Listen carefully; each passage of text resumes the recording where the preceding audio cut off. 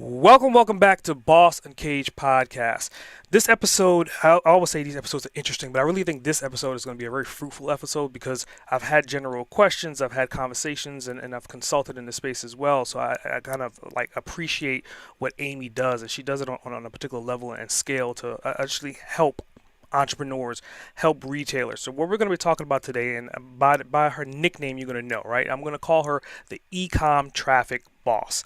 So we're going to like really dive into the ecom platform, and keep in mind, traffic is something that's universal, but ecom traffic is essentially different than any other traffic, right? I mean, again, you're going to have a storefront, or you may have a digital storefront. So kind of figuring out how to move the traffic between these environments is something that's definitely going to be fruitful for any business owner that has an online platform. So without further ado, Amy, the floor is yours. Why don't you tell our audience a little bit more about you and what we're talking about today? That's awesome. SA, I'm just so excited to be here. This is great. And yeah, so the background is if you're a retailer, Main Street or online, e-commerce, that's the place to be.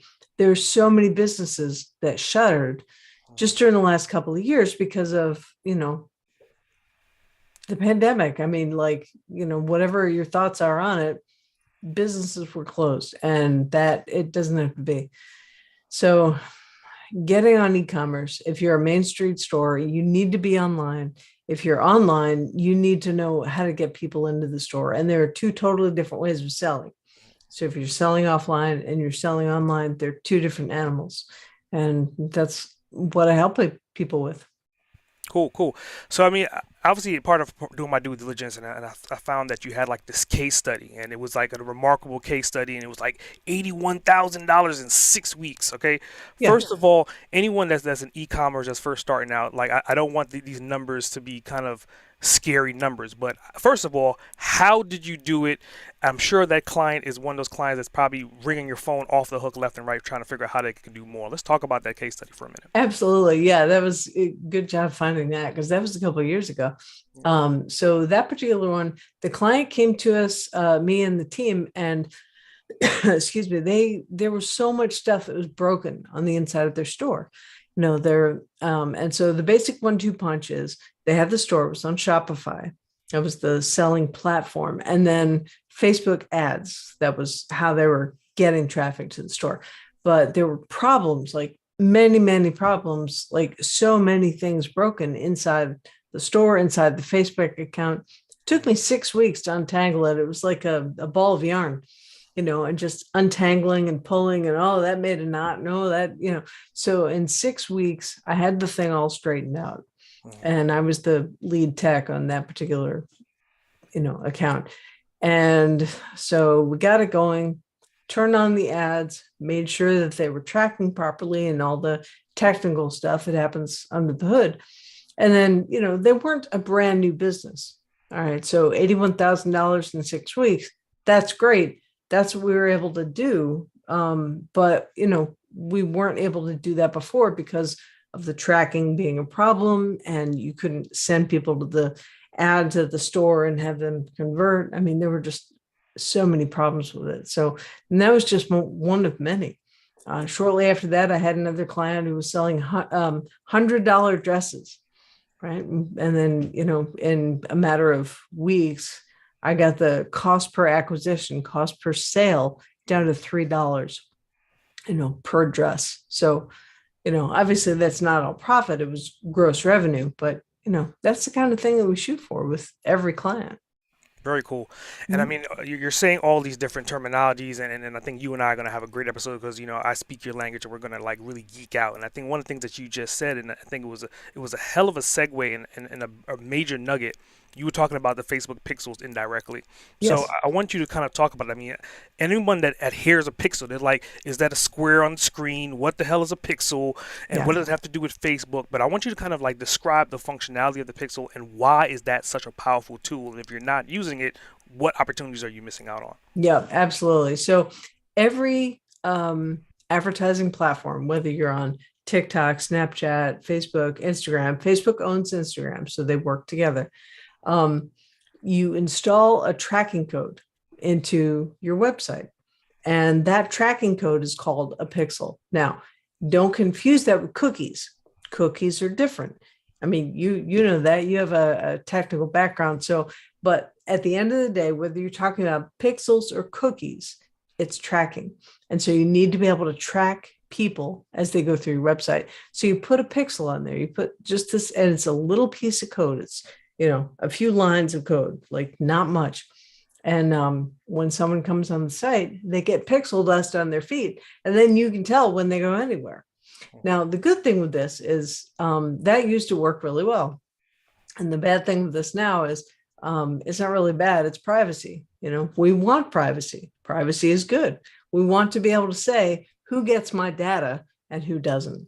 And, so recently I started offering to my clients and some others a piece of software that helps with anonymous tracking.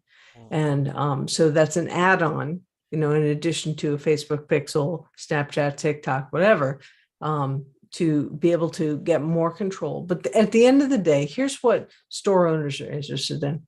They want control of the business. They want to be able to say, I want to pull people into the store, sell a certain number of those people things, and do it again tomorrow.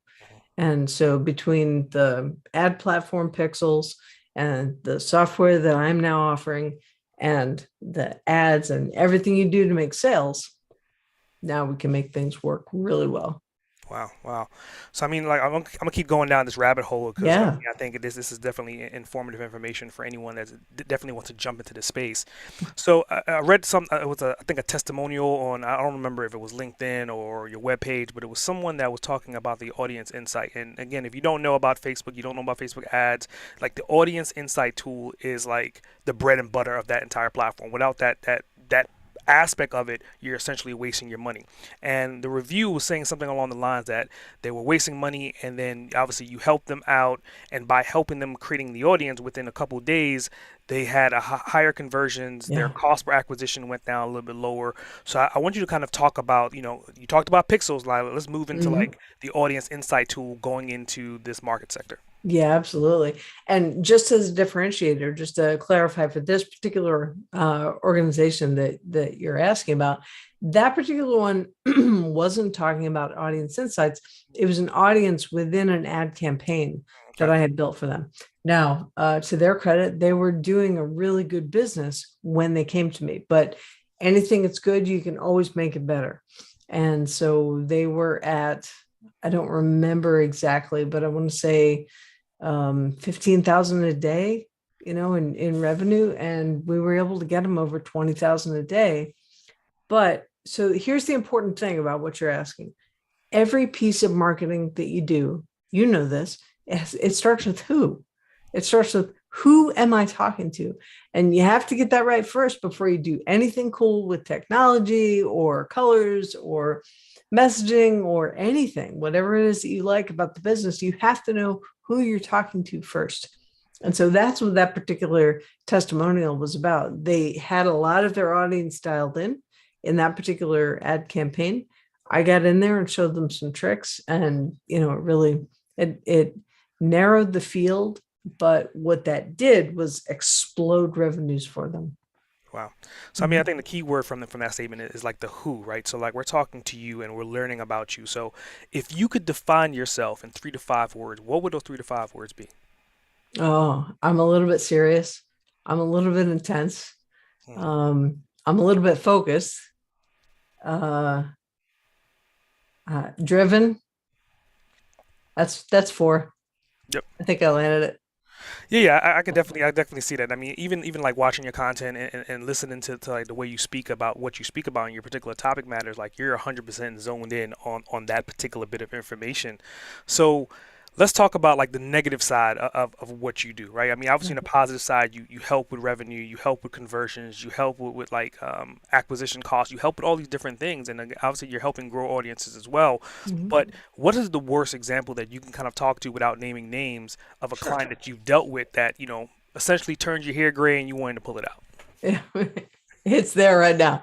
So, yeah, the kind of client who, when we work best together, I'm able to hear what they want and they're able to do what I suggest. Hmm. Just like any, if you go to a financial advisor and they say, do this, and they're credible. They have to have the chops to do what they're teaching.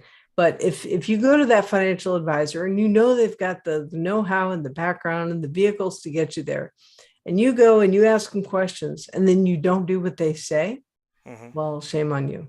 And so that's the people I've had the most difficulty with are people who just didn't do what I asked. And for a while, people in the group were joking about, just like hashtag do what Amy says. And, people were saying things like, well, I made this change and an hour later, the sales started coming in. Yep. It's just like that. So, and there are people in my world that I listen to too. Like, I'm not boss of the universe, although, I think of myself that way. Kidding. But, just you have to have people ahead of you and you have to have people behind you, and so right there in the middle is where I like to be, helping to bring people along where they want to be. I think that's a solid point. I mean, obviously, if you are the top of the top, then where's the ambition to continue to grow, right? Like, where is the leading or following by example if you're the best of the best? So I mean, obviously being in the middle, and I always say like the Boss Uncaged podcast is not necessarily the Joe Rogan, the 1% of the 1%, but I always say like we're the upper middle class of podcasting, so Yeah, you you have are. opportunity to grow, but we're not at the bottom of the barrel. So I mean, I think that's a hell of a point. So let's talk about like your global experience, right? I mean, obviously you've been on this journey for a minute. I think your numbers are something like tens of thousands of people that you've helped or clients you've helped. Well, in perception, right? Somebody's probably hearing you for the first time. They may view Mhm. you as an overnight success, but in reality, how long have you been on your odyssey to get to where you are currently?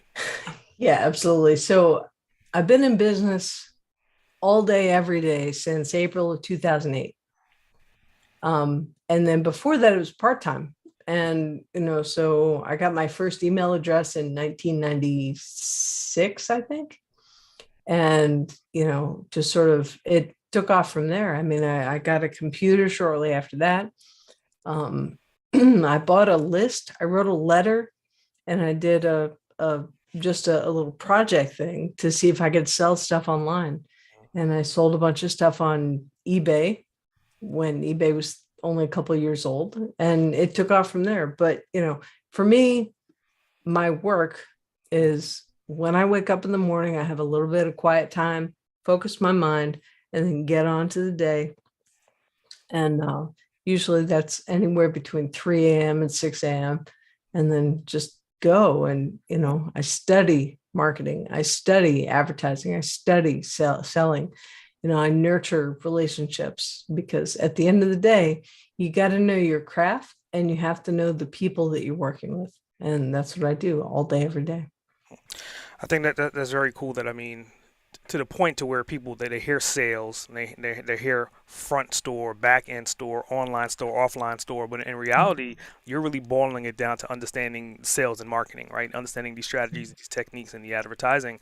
So, like, I think for you, you're a real big physical product person per se. I mean, based upon what we talked about so far, like you've learned how to sell these physical products. So my question is like, why did you go the route with the physical products, like you said with eBay, versus going like just digital products? That's a good question, because for myself, much of my business is information based. Hmm. For most of my clients, they're physical product based.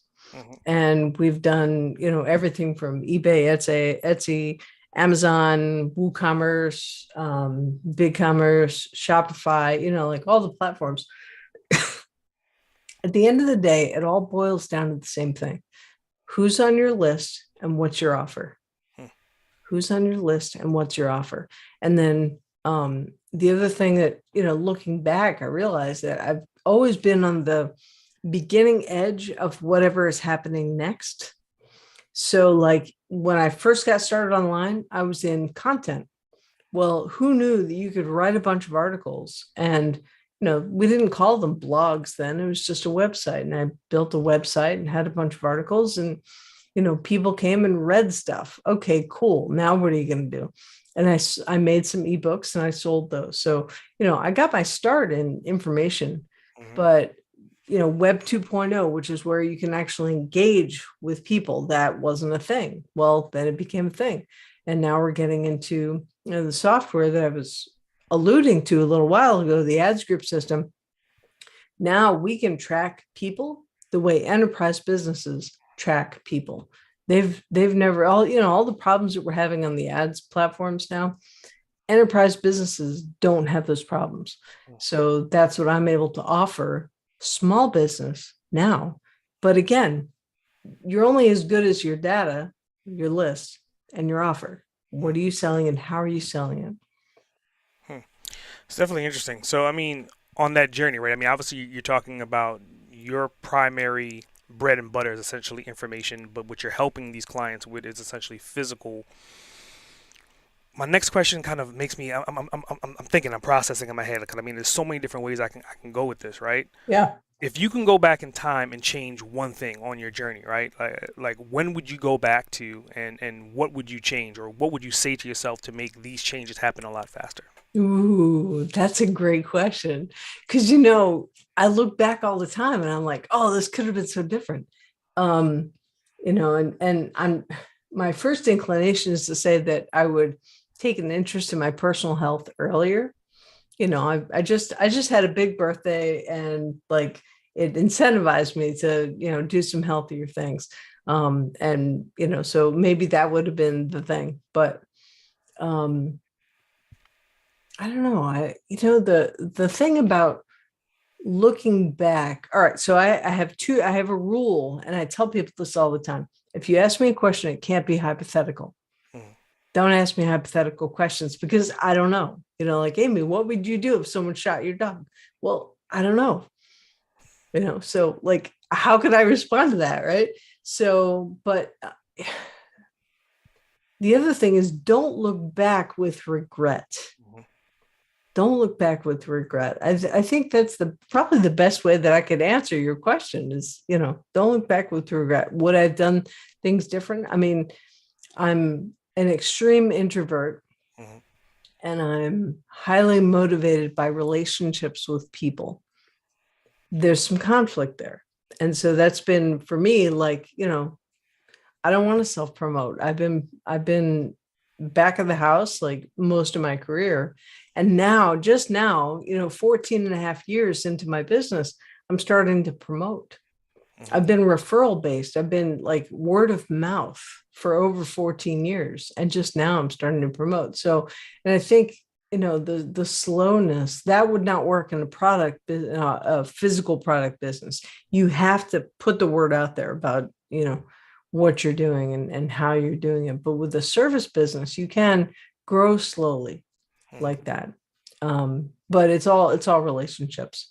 And I'm very proud that, where a lot of my colleagues, associates, competitors measure their client relationships in months, I measure in years.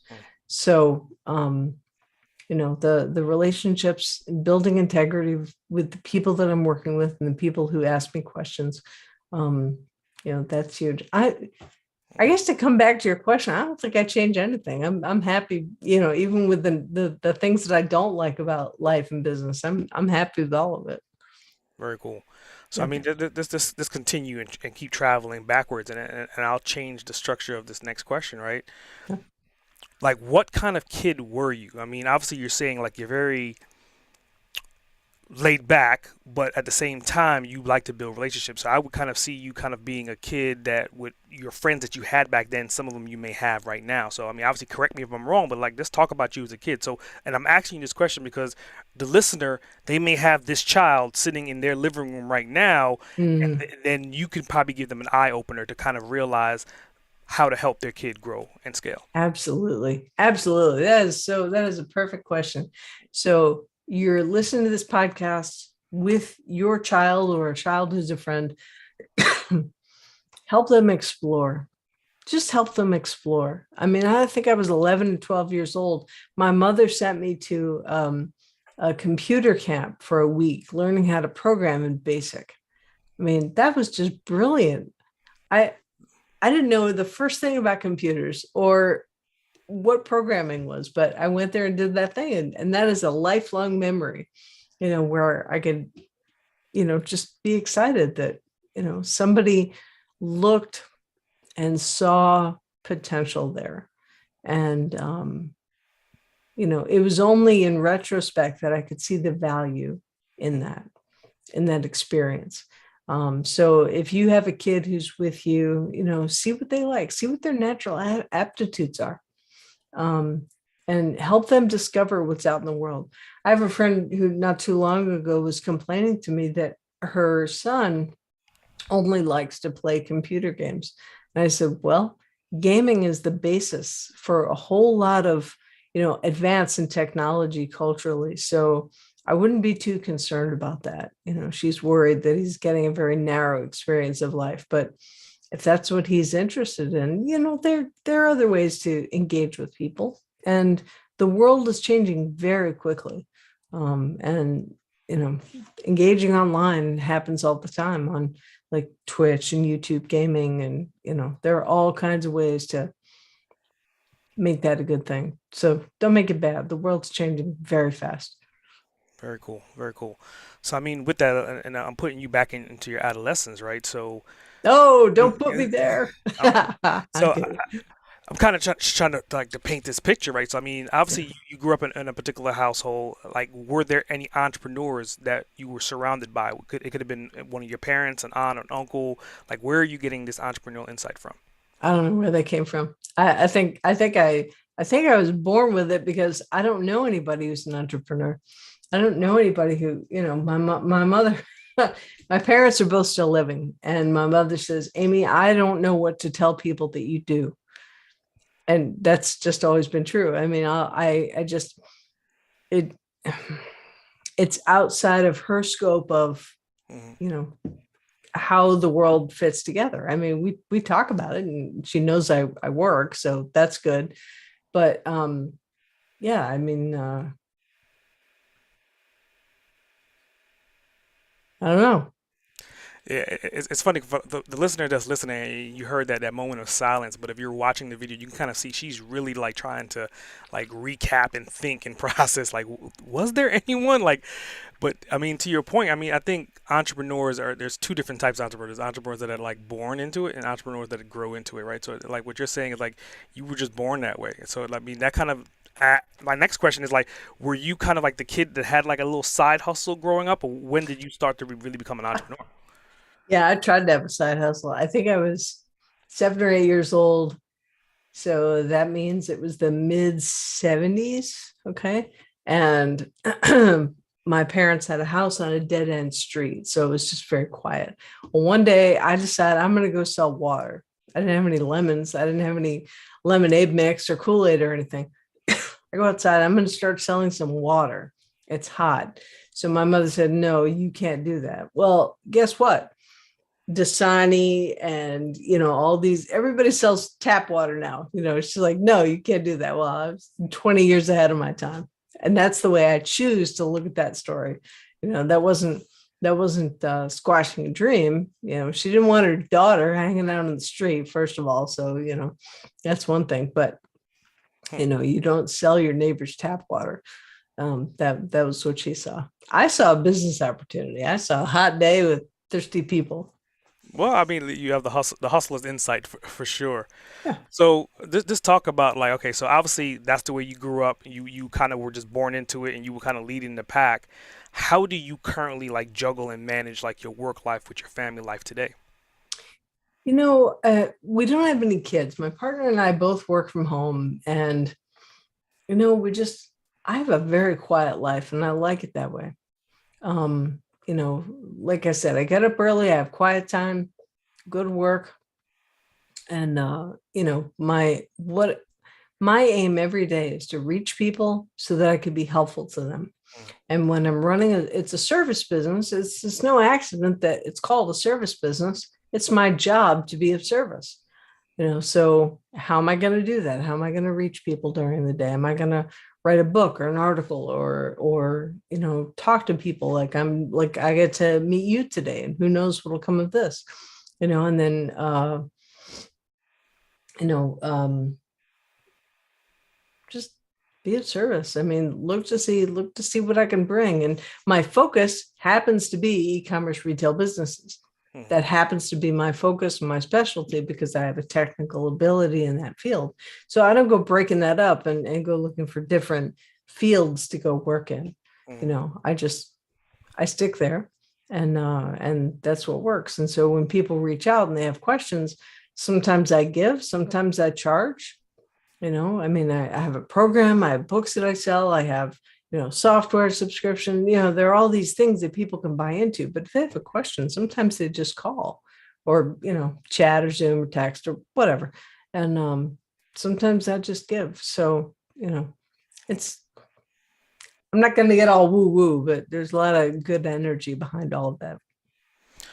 I mean, it's definitely. I mean, I could definitely sense that. So, I mean, obviously, you give, and by giving, you get back in return, and that's just the philosophy that you live by. And I would think, if some people or other businesses would live by that, then obviously they can go to bed at night without keeping one eye open, watching their back all the time, right? That's right. So, I think earlier on you were kind of mentioning like some of like your general routines, and if correct me if I'm wrong, I think like you went to school for like writing. Is that correct? I did. Yeah. Yeah. I've got a 4-year degree in English. And I like to say that when I got to college, I could read. And when I got out of college, I could read and write. Hmm. So with that reading and writing background, do you think that's helping you? Because I mean, obviously, again, you're writing essentially copy. You're probably helping them with their emails. You're probably helping them with their headlines. You're probably helping them with even titling of their products. Did that come into play to where you are right now? Oh, absolutely. I mean, everything back to watching cartoons on a Saturday morning when I was a kid. And, um, a commercial comes on during the middle of the Pink Panther, and don't change the channel, I want to watch the commercial. And I was just always like that. I like commercials, I like advertising, I liked, you know I mean, yeah, sometimes the TV show was okay, but I want to see the commercials. And that's turned into something. So when I help with the business, usually it's a trifecta. Usually it's Shopify for the sales platform, Klaviyo for the email platform, and Facebook ads for the traffic generation. We can go in a bunch of different directions with all three of those, but that's the basic triangle of the foundation of the business. Very cool, very cool. So I mean, obviously, Shopify. And those that don't know Shopify, I would say is probably one of the leading e-commerce platform in today's market, right? I mean, Yep. obviously, even my storefront for my merch is based upon that platform as well.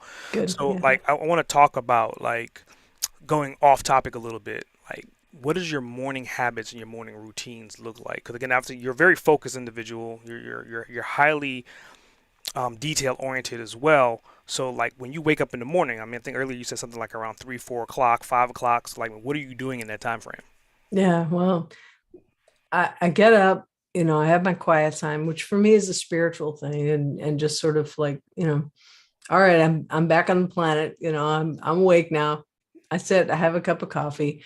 And shortly after that, I'm reading something about work, learning something about marketing, learning something about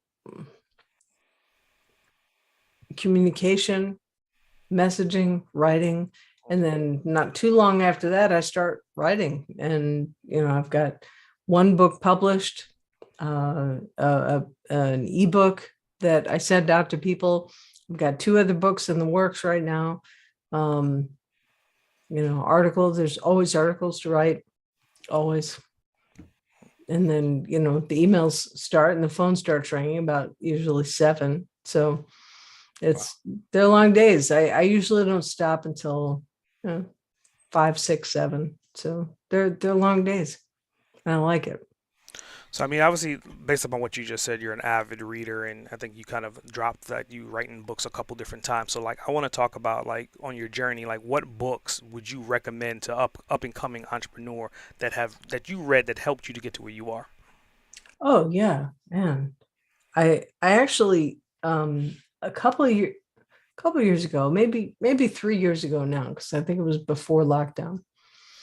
I published my Kindle list to my private group, And I did that so that people could get some new titles, because I like the old stuff, really. I mean, I read all kinds of books, but there are all kinds of books that are, either out of print, breakthrough advertising. You couldn't get that for the longest time. And thankfully, Brian Kurtz now has reissued that. And, the book is available, and it's still ridiculously expensive, but I had considered purchasing it at $900, and it would have been worth every penny, at that time. He's got it for a lot less. So, and that's a marketing book, and that's about copywriting, understanding your market, things like this. And a lot of people, they'll ask me questions about what book should I read. I read two kinds of books. I read business books and spirituality, and that's pretty much it. Although I got a couple of plants that I'm gonna have to start reading about because they're not doing so well. So, That's funny. So let's talk about your books. I mean, obviously you've published, actually issued two books, right? So Right, and yes. let's talk about the titles of those books, and Mhm. ideally who's the ideal avatar that should be reading those books. Everything I'm doing is for retailers. Everything I'm doing is Main Street store or e-commerce store. And to me, that's the same thing. We're going to do those two environments in different ways, but they're the same thing. So retailers, I don't have one in front of me. Retailers email playbook, that's available at Amazon. And it's just a short book about how to do email if you're a retailer. And I think it's 67 point. I forget the whole set. The subtitle is like way too long, but it was 67 points to, master your email, basically, if you're a retailer. And then the other one is the growth guide for retailers. And that's a short ebook that's available on my website, and that's free. So people can go to amybiddle.me and grab that right away. That's free. On Amazon, if you do a search either with retailers email playbook or my name, Amy Biddle, it'll come up. But everything I do is to support how retailers are able to get control of their businesses and sell more. And every once in a while I sneak in there a message like, don't sell junk. Please don't sell junk that's just going to end up in a landfill. Have some purpose. But the reason that you want to do that is it's not just about, obviously, keeping junk out of landfills is very important, but you need to differentiate your business too. Mm-hmm. So in thinking about who am I selling to, what am I selling them, and why should they buy, you have to know these things. You have to know, what's my purpose, have some purpose to your business. And I tell people all the time, don't worry about your brand. Don't worry about, the colors and the logo. We're not going to start there. We're going to start with, how do you talk to your people? That's your list. How do you sell them things? That's your offer, lists and offers. And it always comes back to that. So that's what the books that I have published already and two more in the works, that's what they're about. Very cool. Very cool. Mm-hmm. So, I mean, earlier on, you were talking about some tools of the trade, right? I mean, you mentioned Facebook ads, you mentioned Klaviyo, and you mentioned Shopify. So those are like your bedrock, triangle, trifecta. Are there any additional software applications or tools that you use on a day-to-day basis that you would not be able to do what you're doing without having access to? Absolutely, yeah. So the ad script system is the software where you can not just, so yes, you want to install the tracking pixels that you use for your ad platforms, but with the ad script system, that software is for tracking all of the traffic that comes through your site, feeds you a report directly, which you can then upload to any ad platform you want, and do postal mail on top of that. It does a bunch of other things too, but that's the bare bones of thinking about how it works. And I use that every day. It's on my website. I'll send you the link if you want to have it in the show notes. It's make paid ads work great again or something like that. But that's the file name. That's not the domain. So yeah, the ads group system, that's the thing. Because if you don't know who you're talking to, how are you going to sell them anything? Yeah. Yeah, you're definitely right. And I mean, to your point, I mean, there's so many different ways of leveraging different systems out there, like, Bing, Google, Instagram and again, unfortunately, because of privacy causes now, like they keep getting smaller and smaller about who you could target and how you could target them. So getting to know who these people are, if you're not building your list organically, it has to be another way of doing it. Right. And that's what the ads group system is for, because that way you have control of your list. You have your customers, Mhm. people who bought, you have their contact information. And, please, please, please take very seriously marketing to your in-house list, the customers. But then the prospects, people who've come to your site who, they didn't buy yet, but they're going to. They didn't opt in for a coupon, but you can still, with the ads group system, you have a viable working prospect list that you can work from a bunch of different angles. And, you can't do business without it. And you can upload that list to Facebook, Twitter, or I'm sorry, Facebook, TikTok, Snapchat, anybody who will take Pinterest, anybody who will take a customer upload, Google. Take your prospect list, upload it, and then do your marketing that way. It gives you just so much more control. I mean, yeah, I think it's a hell of an insightful thing to kind of talk about. I mean, it's like you're pre-filtering and you're refiltering, and then if you upload that bad boy back into Facebook, now you're making a real lookalike audience from actually people that will convert. So, and Yes. again, if you don't even understand what lookalike audiences are, I mean, that is the real money behind Facebook ads. Until you get to lookalike audiences, you're just doing research and development. And again, you can correct me if I'm wrong, but what's your thoughts on what the statement I just made? Well, yeah, I mean, that's true. So you take the customer list and you make lookalikes, and lookalikes are gold. So if you had to start, if somebody said to me, Amy, I know what my people are interested in, Mhm. but I have a small customer list, like fewer than 1,000 people, and I'm going to work on that. I'm going to say, yep, good. Interests are good. Lookalikes are better, because with the lookalike audience, you can take that customer list, or if you're working with me with the ads group system, you can have a prospect list Mm. of real people, customer list, prospect list, real people. You upload that into your ad platform. Those lookalike audiences are gold, and you can chop those into 1% segments out to like 10%.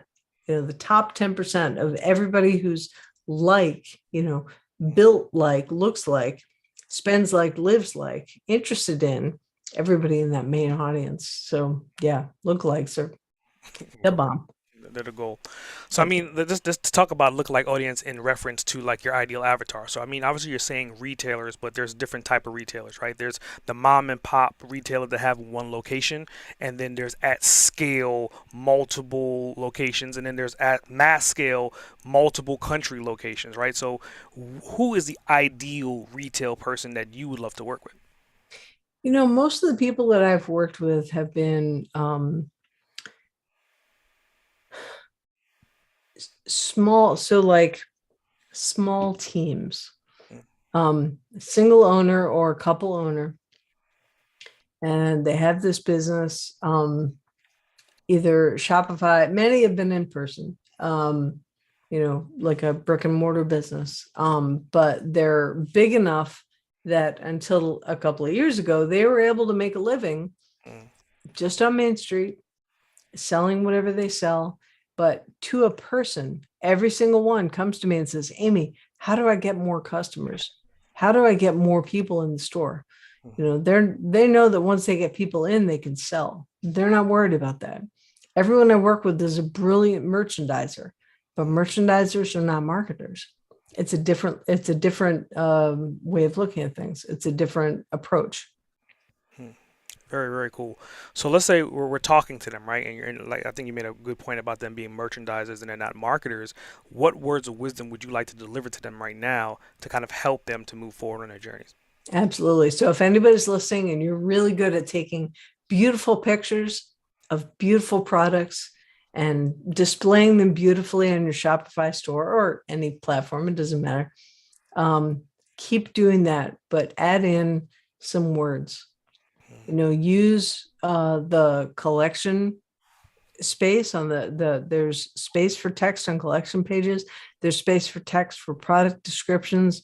Use that, but don't it's not a throwaway. Use that in a way that makes it possible for people to get excited about what it is that you're selling. And metadata, so there's SEO fields to fill in. And there's also schema. If you really want to geek out, let's talk about structured data. I love that stuff, man. I can talk about structured data all day. So, but the words behind what you're selling can make all the difference in the world. And one of my actually heroes in business is the J. Peterman clothing catalog. They sell clothing with like drawings of the items that they're selling. It's crazy. You can't even see. I mean, it wasn't until they got online that you could actually see a photograph of a piece that they were selling. They were like little cartoons of these pieces that they were selling, and they're premium prices. So, but they tell a story. They always tell a story. They're always about how the person is wearing this garment that they're selling and where they're going and what they're doing. So that's a branding piece. It sets the tone. You're not buying a sweater, you're buying status. So, and that's one of the ways that any business person can differentiate. When you come to our store, you're not just buying a necklace, a bag, a shirt, shoes, home decor, whatever the thing is. You're buying the status of what that thing gives you. And at the end of the day, if you can make people feel good and you can do something for them in that direction, you got them. Yeah, that's a very powerful statement, and I think it kind of goes back to like the core of copy for selling, right? I mean, you have to kind of promote the benefit versus the feature. And Yes. the features, everyone has similar features. Everyone could be wearing cotton, everyone could be wearing silk, but what is the benefit of them wearing the silk or wearing the cotton or using that particular product? And that's what's going to invoke them to get the more emotional side of things involved and then convert to make the purchase. Because again, majority, and I don't know the exact numbers, but I would say majority of people that are making purchases are essentially they're purchasing based upon an emotional reaction versus a logical reaction. Yeah, we look for that. We look for that all the time because, if people buy an emotion, not logic. And I've tested this too. Like I'll put out some really logical copy and it's crickets. And then I'll build something that's emotional and people get a lot more excited about that. But I do want to take your framework and take it a little bit further. So there are features. Here's a box. It has sides, it has a bottom, it has a top. Those are features. The benefits are I can open the box and I can put stuff in. That's a benefit. Let's take it one step further and go to the benefit of the benefit. So the feature is the box has sides, top, and a bottom. Benefit, I can open that box and I can put things in it. The benefit of the benefit is I have decluttered my entire house because of this box. Yep. Yep. Which goes Benefit right of the back to the benefit. emotional side as well, too, right? I That's mean, right. you Yep. get stressed when their house is in array, so definitely. Yep. Definitely. So, I mean, with that last statement, how do people find you? I mean, what's your website address? I mean, you're also a podcaster. What's your podcast information, and how can they Thank find you on you. social media?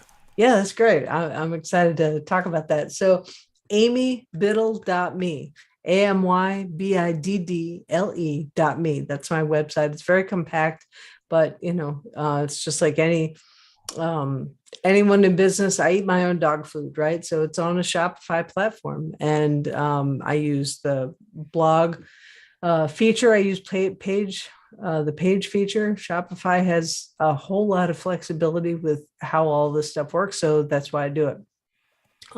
So my blog is there. The podcast is on there. Podcast is a traffic handler podcast. And, we just have a lot of fun. I've had a bunch of direct response copywriters on there. I've had, all kinds of people who the whole thing is about if you have a retail e-commerce store, every topic that's on there is something you can use, something you can take away, and something you can learn from to run the business better and give you more control. Very I got cool. to tell you, the avatar in my business wants control. That's like the main thing. That's like key.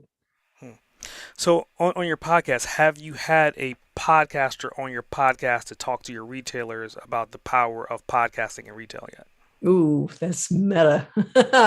um, I don't think I have had a podcast host on yet. Oh no, I take it back. I think it airs tomorrow. Yes, I have had one. I've had one. But you're absolutely right. I mean, one of the things that I talk to my people about is content for ecom, and podcasting is a huge content. I mean, I transcribe every episode, the traffic handler podcast. So when you go to my website, that's where you go if you want to get the transcription, because there are three learning styles, right? There's visual, people who want to see things and read things, people who are auditory, they prefer to listen, and then people who are kinesthetic. And that's the kid on the ADD meds. And maybe that should have been me. I should have been doing like jumping jacks in the classroom at the back of the room when I was a kid. So what happens is with podcasting, you and I both know the value of YouTube, because the visual, the auditory, that all comes together, and you can scribble while you're listening. I mean, that's great. So we got everybody covered. Podcasting, that covers the auditory. If you are so strongly visual that you need to see like just the words, the transcript is huge.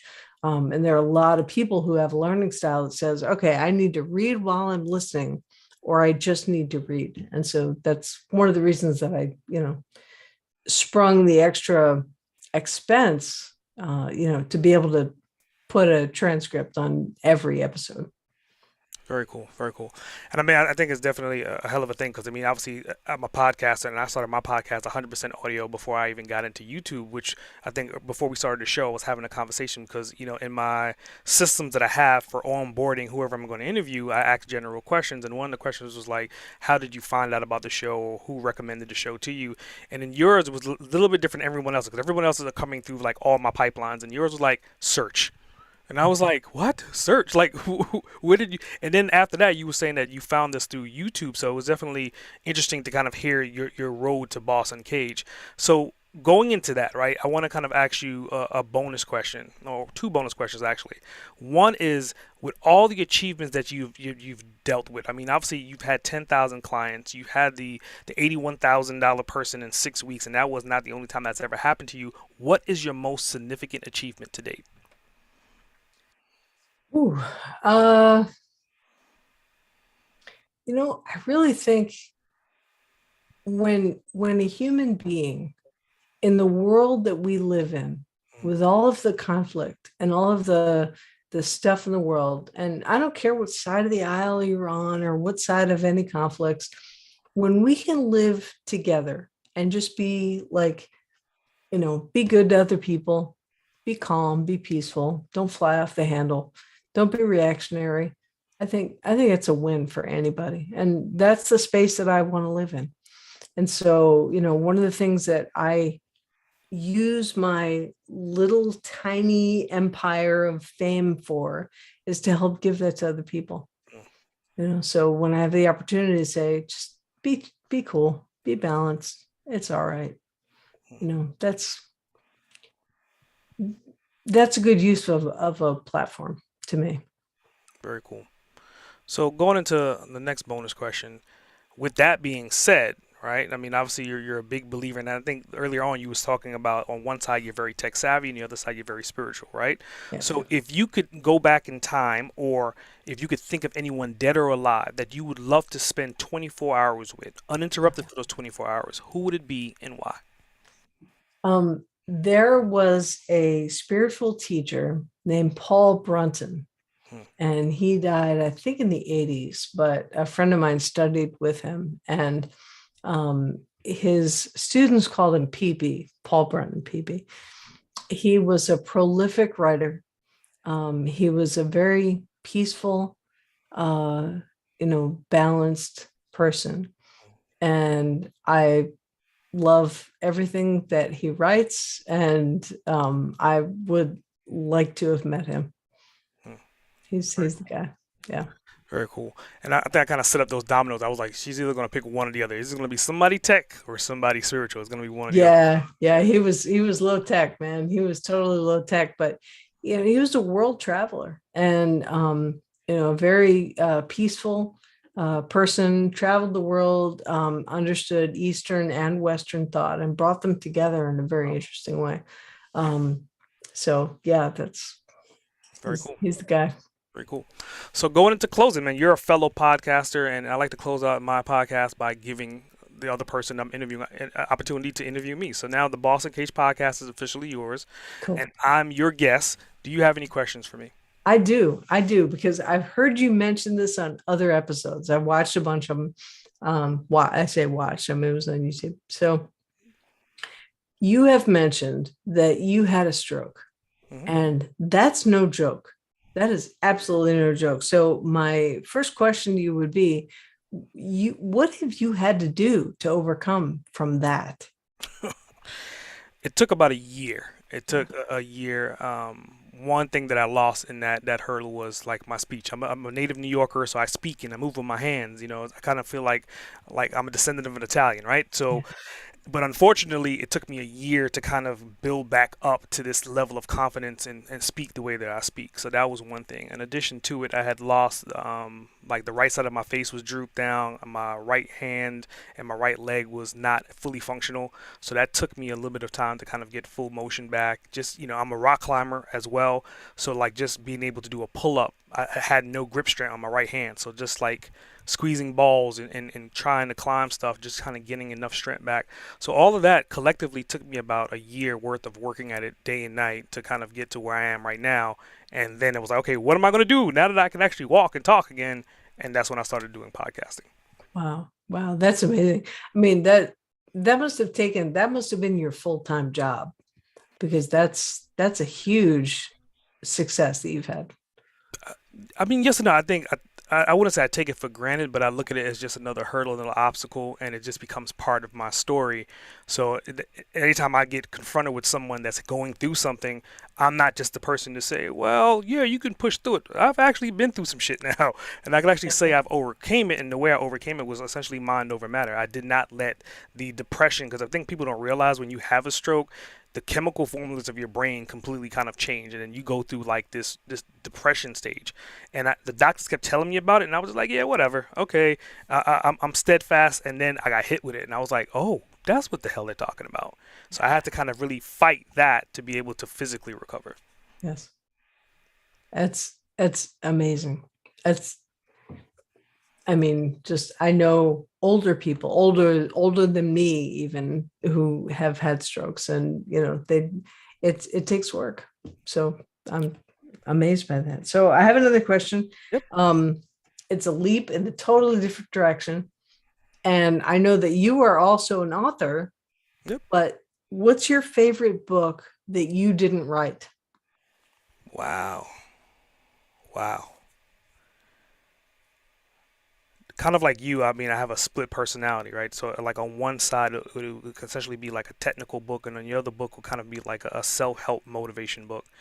And I would think the combination of Russell Bronson's Traffic Secrets Yes. with 4 Hour Work Week, I think the combination of those two, like the lifestyle of 4 Hour Work Week, is I think every entrepreneur's dream and aspirations to travel the world, still make money, and live your life. But how would you really do that without knowing how to create and provide traffic, to your point, to give a product and solve a problem? So Yeah. I think if it was those two books were merged together, that would be the ideal book that eventually I'm planning on writing some version of that, right? That's great. I want that. So when you have the pre-sale page, please send it to me, because I want that book. Well, I can tell you this: as far as my niche goes, I finally decided on my core niche. So obviously, I'm going to write that book, but it's going to be essentially focused towards podcasting, which Yes, falls in your category as well. that's perfect. Yeah. I'm selfish enough to be really excited to know, okay, this is for me and it's coming out for me, and I'll just look for it. So that'll be good. That'll be good. Pleasure. Pleasure. We talked about service earlier. So the natural progression then is for me to ask you, what what can I and people in your audience do for you? I would think because now where we're getting into the space and we're getting ready to release the Boss and Cage Accelerator program. So Hmm. with that program, and it's like I'm using terminology that sounds new, but it's not really new terminology. Again, we're targeting entrepreneurs, business owners, startups, even corporate America to teach them how to create a podcast, but not a external podcast like what you and I do. We put it on a syndication and it broadcasts to the world. What would it look like if you keep it internal? It's almost like Hmm. behind a paid wall, but it gives the opportunity for your employees to know the story of the owner, know the story of the founder. Imagine, if you will, if Apple had an internal podcast like that and Steve Jobs was on it the first few years, and you Yeah. have new employees coming in now, have an opportunity to listen to Steve Jobs' internal thoughts or internal interviews of what he's doing and why he's doing it, and then Yeah. leaving that behind for the next generation. So that's like the next big thing we're working on. So ideally, if you know anyone that wants to market, but they're scratching their head on how to market, Hmm. then definitely, send them my way. Because again, I think marketing through podcasting is an opportunity that can't be missed. And again, it creates a legacy. That is awesome. Cool. I'm gonna keep an eye out for that. um, those were the three questions that I had prepared. So I'm out of questions. Cool. Cool. Well, I definitely appreciate you. I think that this was definitely a hell of an episode. Anyone out there that's into retail, both physical and online, this is an episode that you need to listen to. Whether you're on eBay or you're on Shopify or you're even trying to open up a brick and mortar inside the mall, the opportunities and the detailed information that Amy delivered today is hell of value and hell of insightful. So I definitely want to say thank you for being on the show today and thank you for taking time out your busy schedule. I said thank you. Appreciate your time. Great. SA Grant, over and out.